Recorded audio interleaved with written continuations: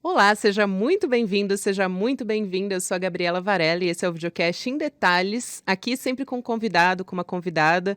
A gente mergulha numa temática do dia. Hoje a gente vai mergulhar em outro podcast. Eu estou aqui na companhia da Evelyn Argenta, que é jornalista, apresentadora do Collor versus Collor, podcast original Globoplay, produzido pela Rádio Novelo. Ela fez produção, reportagem, vários trabalhos dentro desse podcast. Uma alegria te receber aqui, Evelyn. A Evelyn, que é minha amiga também, a gente trabalhou juntas em diversas circunstâncias e agora eu tô te recebendo aqui.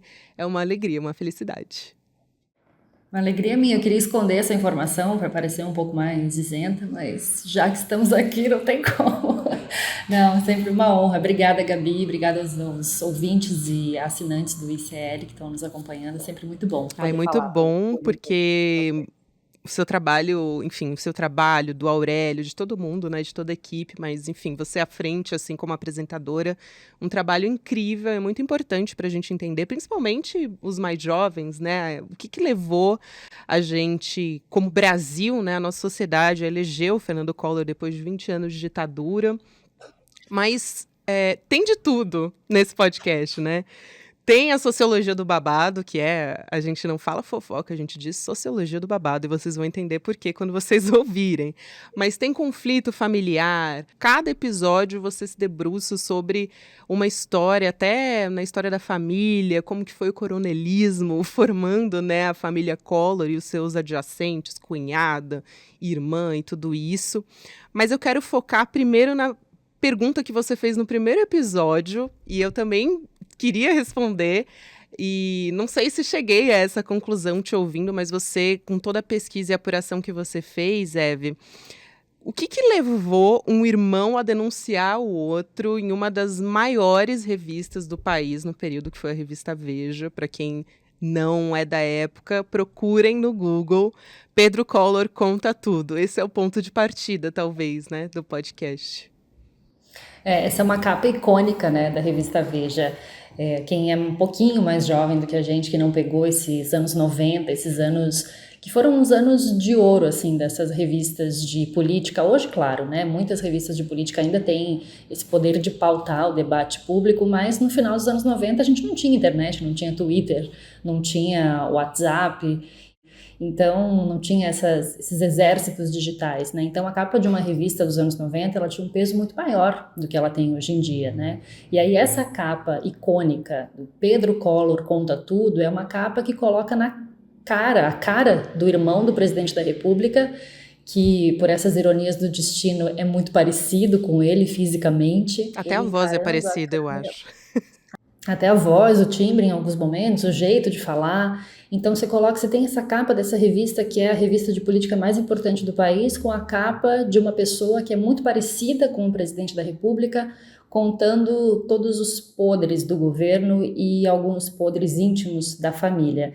E aí a gente se pergunta, o que todas as pessoas perguntaram naquela época, né? Mas por que ele está fazendo isso? O que leva um irmão a denunciar o outro?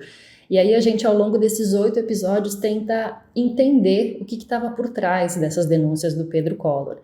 Se eu te disser agora, assim, dia 2 de outubro, dia 3, né? 3 de outubro de 2023, o porquê... Para ser mais exata, vai ser dia 4 de outubro, que vai pro ar. Mas a gente está conversando antes, tá, gente? É uma gravação.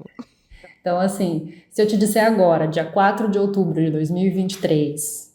foi por causa disso, eu estaria sendo bastante desonesta, porque não tem exatamente um fator que tenha levado o Pedro a denunciar o Fernando Collor. O que a gente tem é uma série de fatores e de motivações que levaram o irmão do presidente a fazer isso. O principal talvez tenha sido a disputa pelo poder da Gazeta de Alagoas, que era o jornal que a família tinha, que pertence até hoje, né, um jornal que existe, pertence à Organização Arnon de Mello, o maior grupo de comunicação de Alagoas, foi um dos maiores do Nordeste do Brasil, retransmissora da Rede Globo.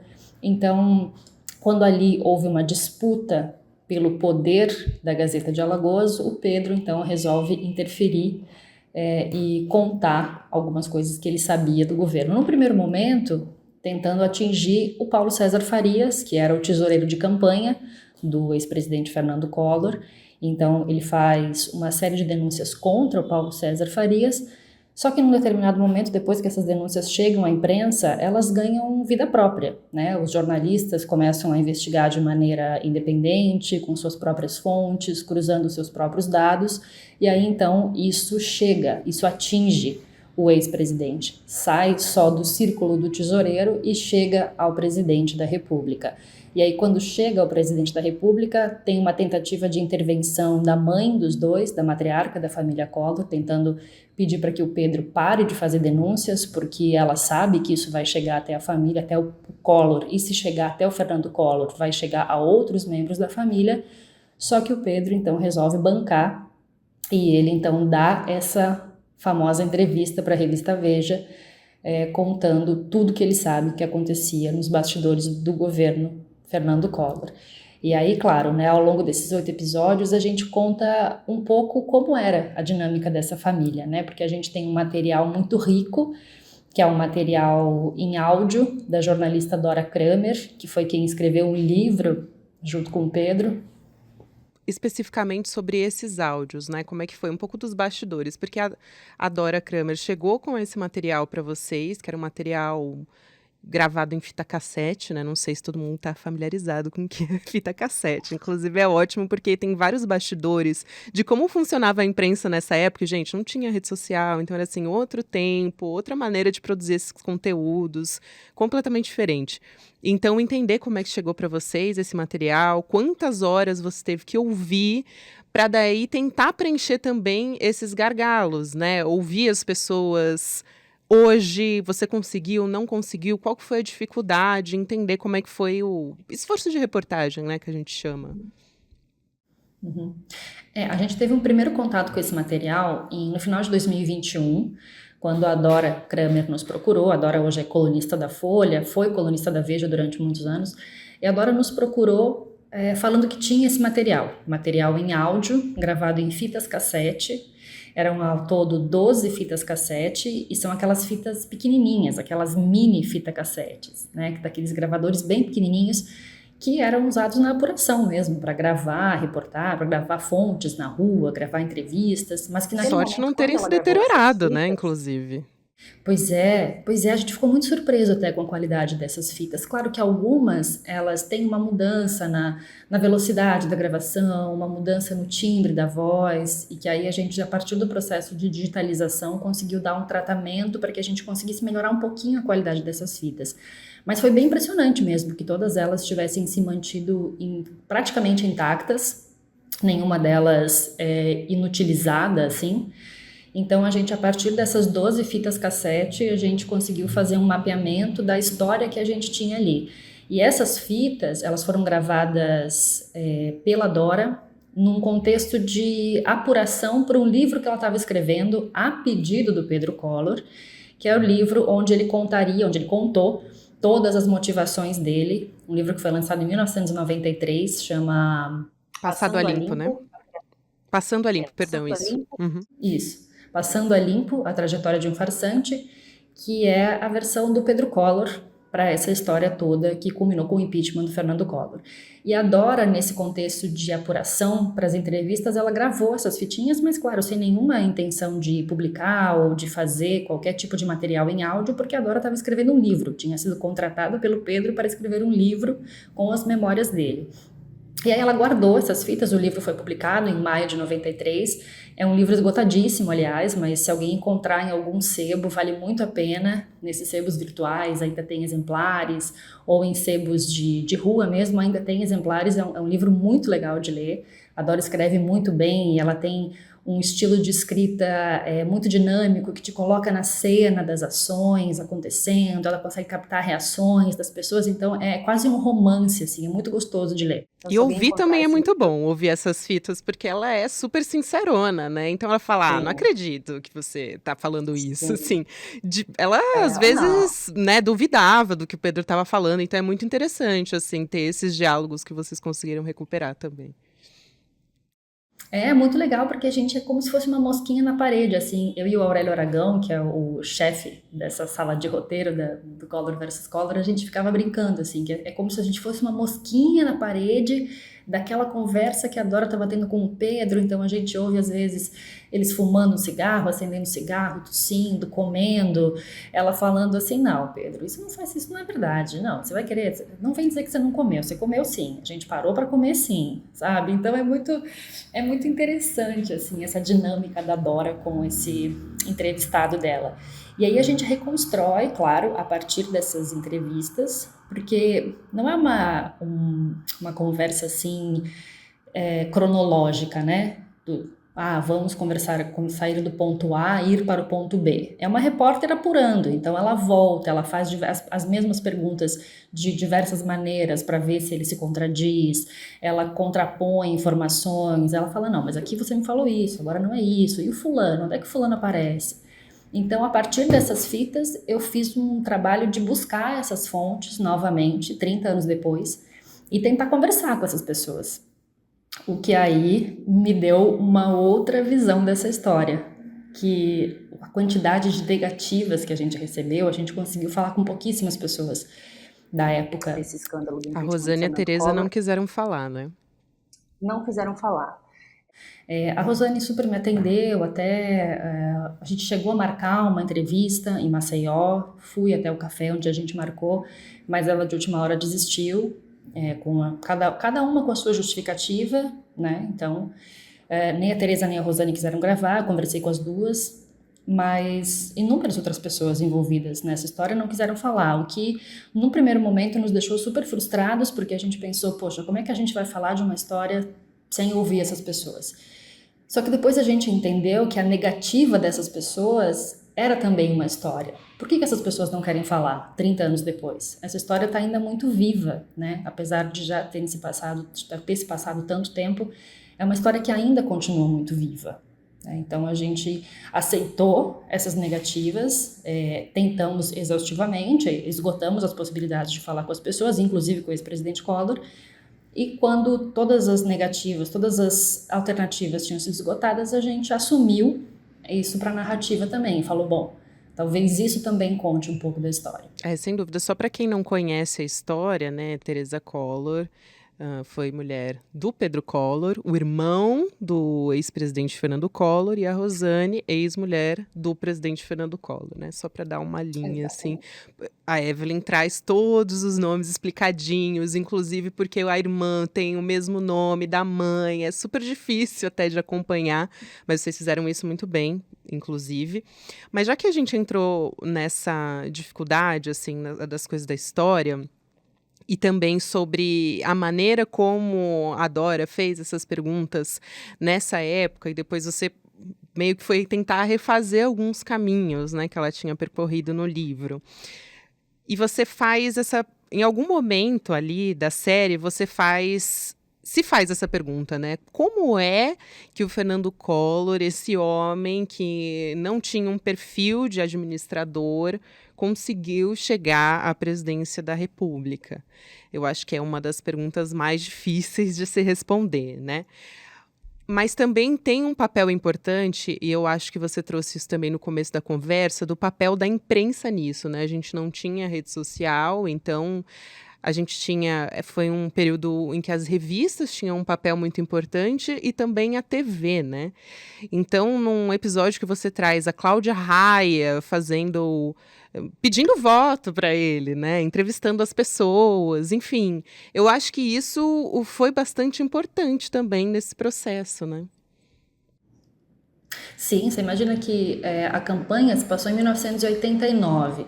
E se a gente parar para pensar o que era o mundo em 1989, a gente tem um mundo que está numa dinâmica dividida, né? Entre capitalismo, socialismo, a queda do Muro de Berlim, você tem um mundo dividido. E aí, de repente, aparece esse cara, que ele é um cara completamente jovem, é um cara novo aos olhos da imprensa nacional, aos olhos do resto do Brasil, né? Já era governador de Alagoas, tinha sido deputado federal, já tinha sido prefeito de Maceió, mas para o resto do Brasil ele era uma imagem nova, ele era um cara novo e que surge nesse contexto de um mundo muito dividido, um mundo polarizado, um mundo que se baseia muito pelo medo e pela angústia do incerto que estava por vir. E mais do que isso, se a gente parar para pensar no Brasil de 1989, é a primeira eleição depois de mais de 20 anos de ditadura. A última vez que as pessoas tinham votado tinha sido em 1960.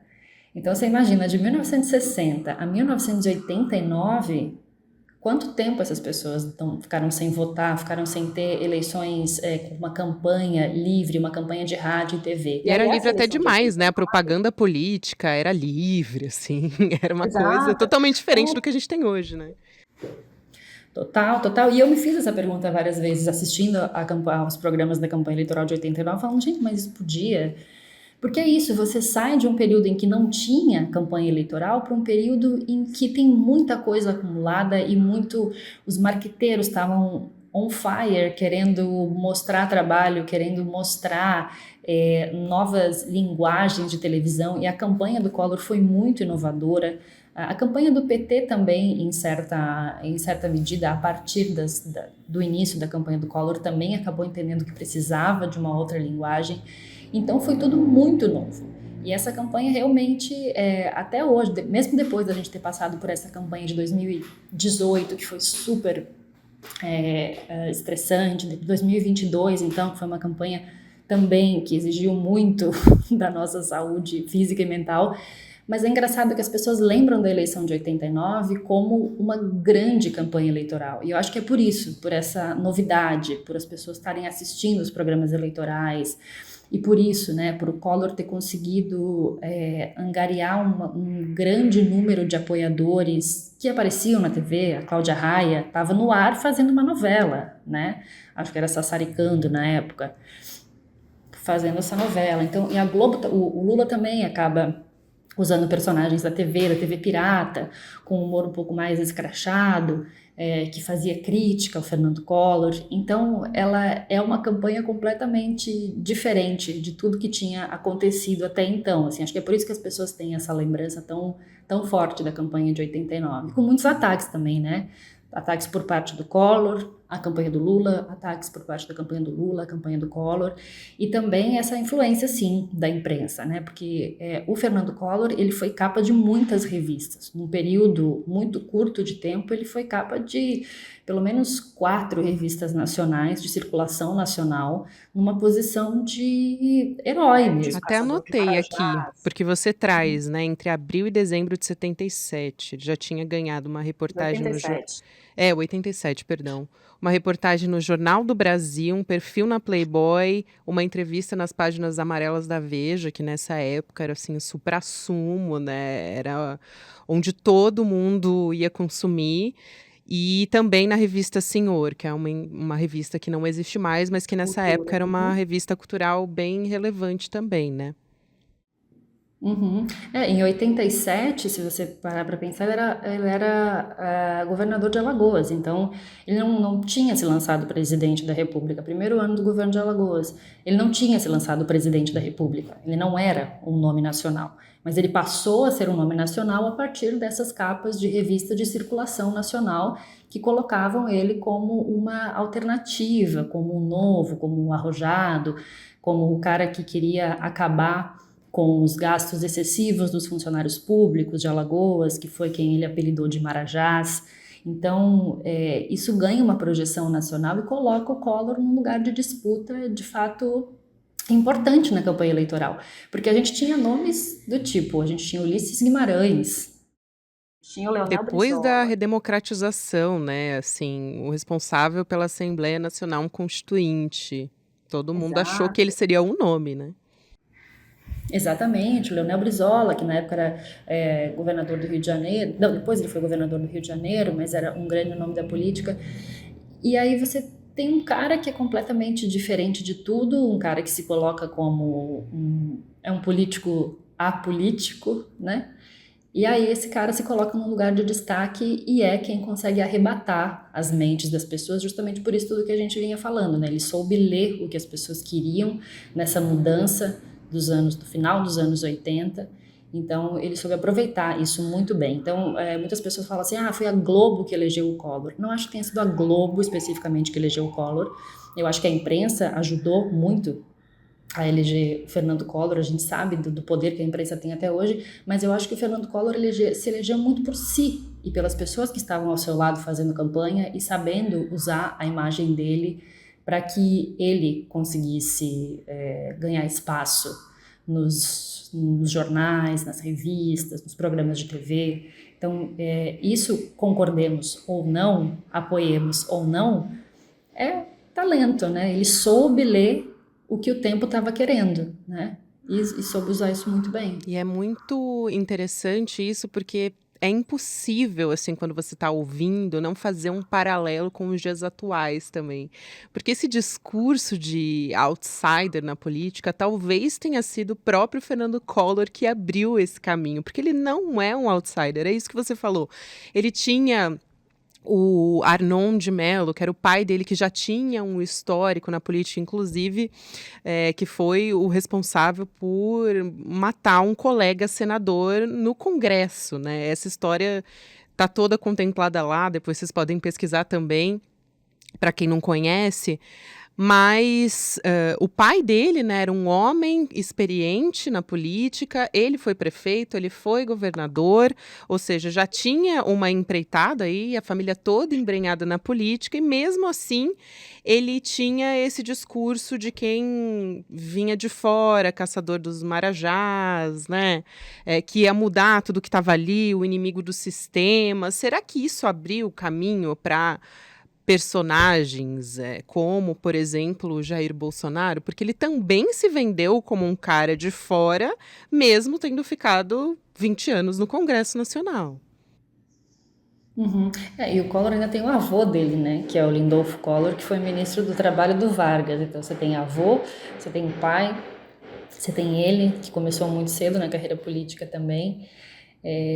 Mas o paralelo com o Bolsonaro, eu acho que em algum momento faz sentido, mas eu acho que faz sentido se a gente levar em consideração que são duas pessoas que souberam ler muito bem o seu tempo, o seu momento histórico, souberam muito bem captar esse sentimento das pessoas, o que as pessoas estavam querendo, e souberam usar isso muito bem. O Bolsonaro nesse de 2018, e depois ao longo de todo o seu governo, né, alimentando essas milícias digitais e esse discurso da extrema-direita, e o Collor também, no seu momento, soube muito bem ler o que estava acontecendo e usar isso a favor dele. Eu acho que isso aproxima os dois. Agora, e novamente, assim, a gente gostando ou não, a gente apoiando ou não, é preciso admitir que eles dois souberam ler muito bem o seu tempo e usar muito bem essas ferramentas a seu favor, né? Agora, Debates, né, presidenciais também, até a gente falou isso aqui nos bastidores, de que Bolsonaro, não, quando se elegeu, não precisou participar de debate para se cacifar, né? Claro, teve toda ali uma questão, né, da facada e tudo mais, que levou ele a ficar um tempo afastado, mas ele poderia ter participado do segundo turno e não enxergou que precisava participar para ganhar as eleições. Quer dizer, ele comprou que realmente ganharia sem participar. E o Collor também, né, veio participar mais no segundo turno. Só no segundo turno. No primeiro turno ele não participou de nenhum debate, participou dos debates do segundo turno, quando então era ele e Lula já. No primeiro debate Lula foi muito bem, e no segundo debate existe toda essa, num primeiro momento, uma teoria e depois uma admissão por parte da Rede Globo de que houve uma interferência na hora de veicular a edição do debate, porque os debates não eram como eram hoje em dia, né? A gente já tinha pools de emissora que faziam os debates, mas eles não eram transmitidos ao vivo. Havia um compacto depois que era passado como se fosse um futebol, né? Os melhores momentos do debate. E a própria Globo admitiu, anos depois, que nesse compacto pode ter havido um favorecimento ao ex-presidente Fernando Collor, e que a partir dessa revisão a Globo entendeu que não faria mais esses compactos, e a partir de então passaria todos os debates na íntegra, sem nenhum tipo de interferência, né? Ao vivo e na íntegra, sem nenhum tipo de edição. Então, existe esse componente também, né? Com certeza. E, bom, a gente está chegando ao final, mas eu não queria deixar de te perguntar como é que foi a repercussão e para que você pudesse contar alguma história que tenha te marcado mais, né? Porque, enfim, tem vários componentes interessantes, várias histórias, algumas teorias da conspiração, inclusive, né? Entre a Rosane e a Teresa, de que elas não se gostavam, mas tudo isso também compõe essa história desse conflito familiar que foi se formando e que levou também o Pedro Collor a denunciar o irmão, né? E no fim das contas, o Fernando Collor sofreu um impeachment por corrupção.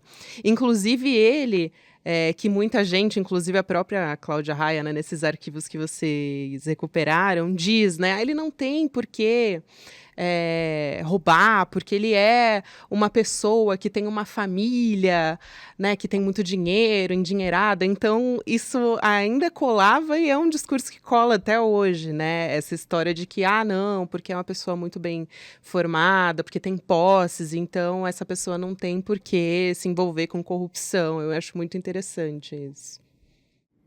É um pouco desse elitismo que a gente tem no Brasil, né? Achando que se a pessoa é rica e bem nascida, ela não tem dentro de si esse interesse.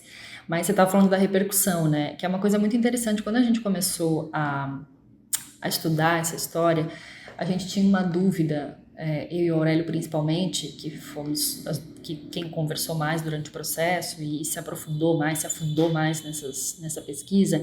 A gente tinha uma grande dúvida que era justamente o tempo dessa história, porque ela é uma história que é antiga o suficiente para que muitas pessoas não conheçam, mas ela é uma história recente o suficiente para que muitas pessoas conheçam e tenham vivido essa história. Então a gente precisava encontrar esse meio tempo para saber até onde a gente se aprofundava, que histórias dentro dessa grande história a gente precisava contar de maneira mais detalhada, contextualizar as pessoas, porque é uma geração, né, de mais de 30, se você olhar as pessoas de mais de 30 anos, eu tenho 36, a minha lembrança dessa história é muito pequena, assim, é muito difusa, eu tinha, sei lá, 5 anos quando tudo isso aconteceu.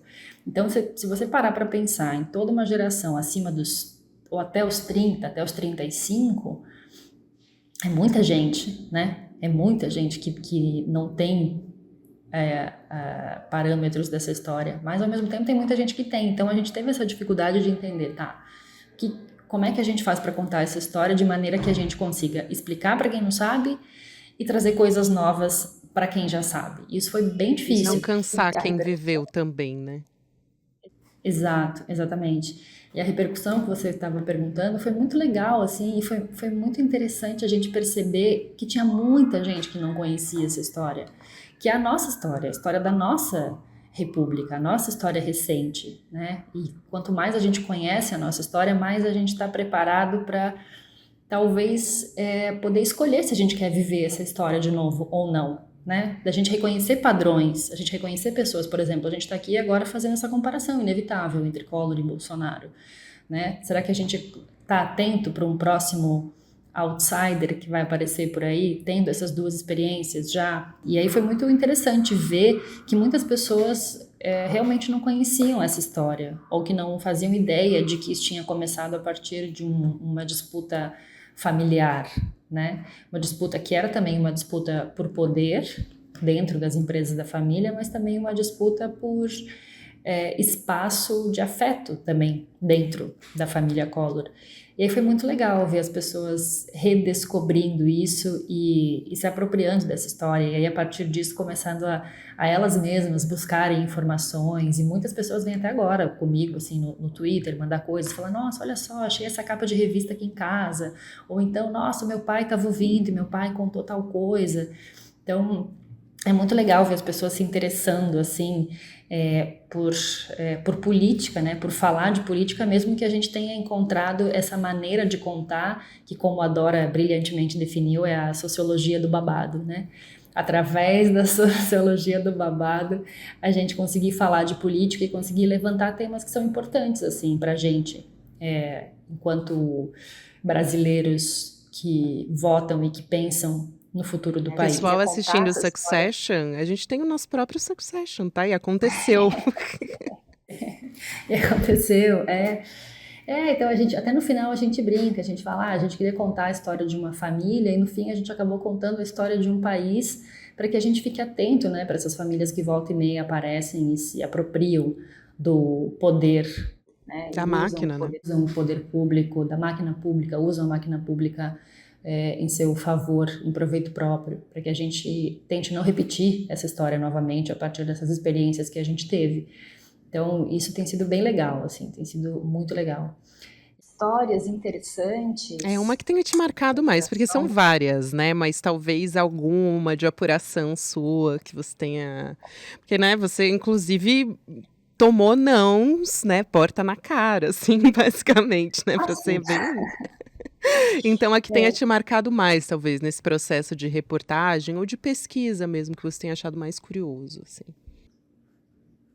O que me marcou muito foram esses nãos, que no momento eu fiquei muito angustiada, achando que a gente não ia conseguir contar essa história a partir desses nãos, e que no fim eu entendi que esses nãos, eles contam muito dessa história, porque as pessoas não querem falar sobre essa história, né? É uma história que ainda é mal contada em diversos aspectos até hoje, né? Muitas pessoas são muito curiosas com essa história do Paulo César Farias, o que aconteceu, foi um homicídio seguido de suicídio, praticado pela namorada dele, não, foi queima de arquivo, não se sabe. Então, é muito engraçado, tem uma história de um taxista que eu peguei lá em Alagoas, eu lembro que uma das primeiras coisas que eu fiz quando eu cheguei a Maceió, eu fui ao cemitério, porque essa é uma história de muitas pessoas mortas, né?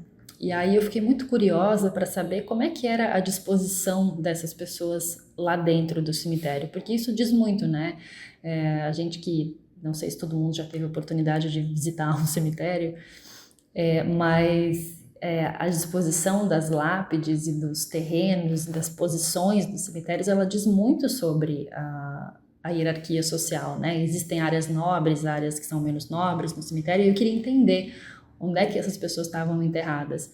E para minha surpresa foi muito interessante descobrir que o Pedro está no mesmo lugar que o pai, muito próximo do Paulo César Farias, que está no mesmo jazigo com a família inteira. É interessante o PC Farias estar junto ali, né? Olha o nível de proximidade que ele tinha com a família.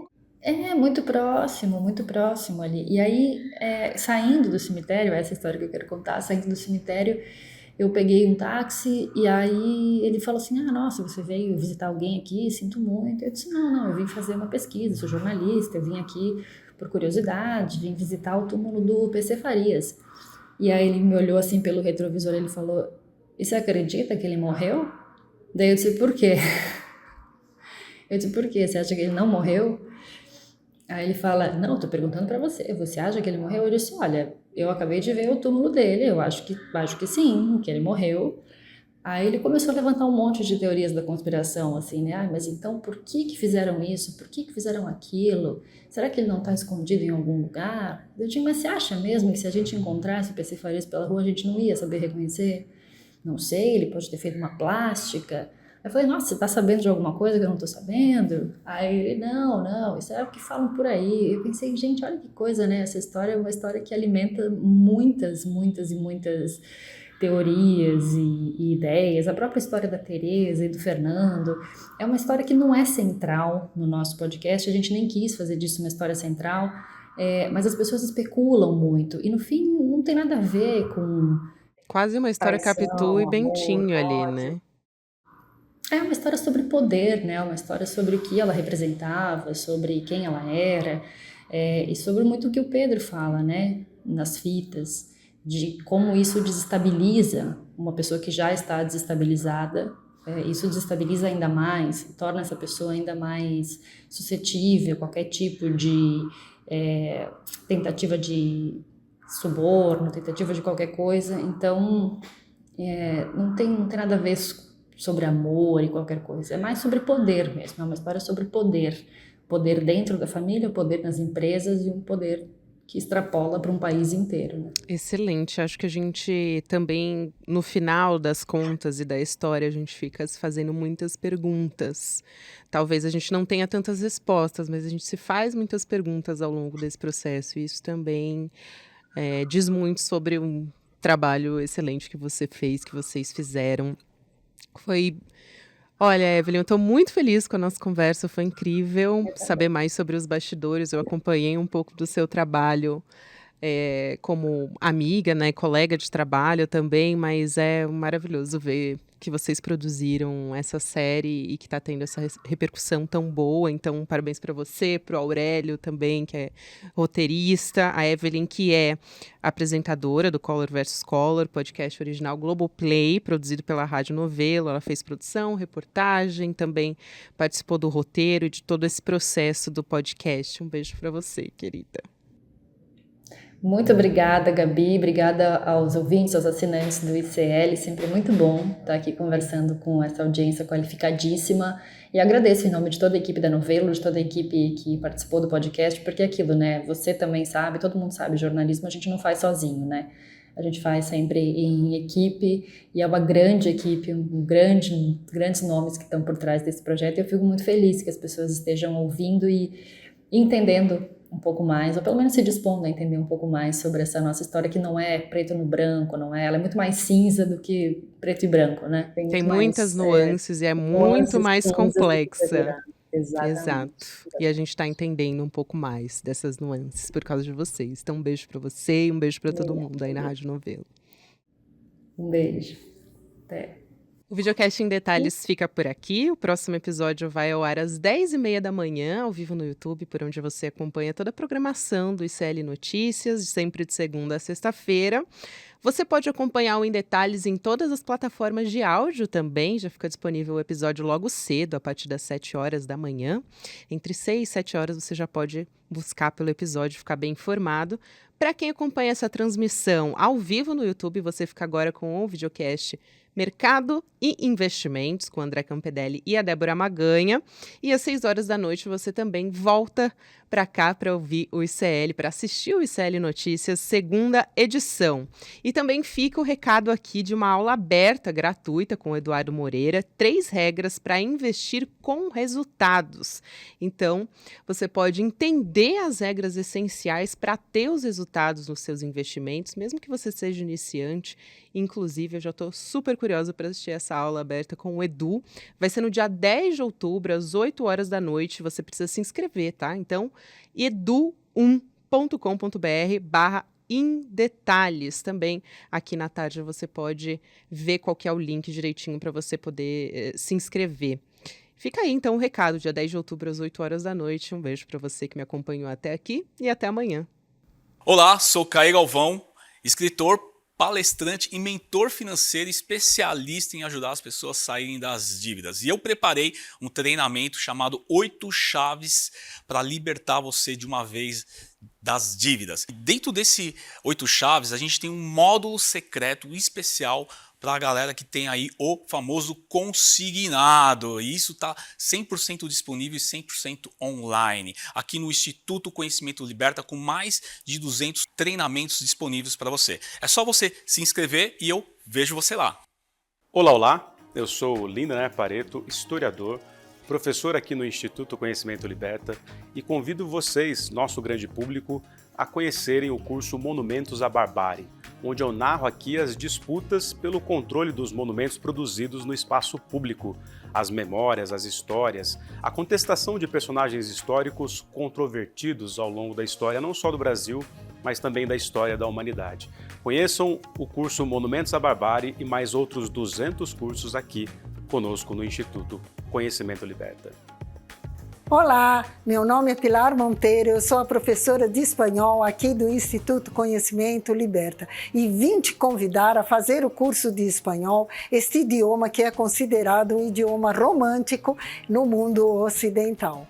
Você sabia que o espanhol é falado em 21 países? Você sabia que é um dos 6 idiomas das Nações Unidas e que é o idioma oficial na União Europeia e na União Africana e que nos Estados Unidos ele cresce a cada dia?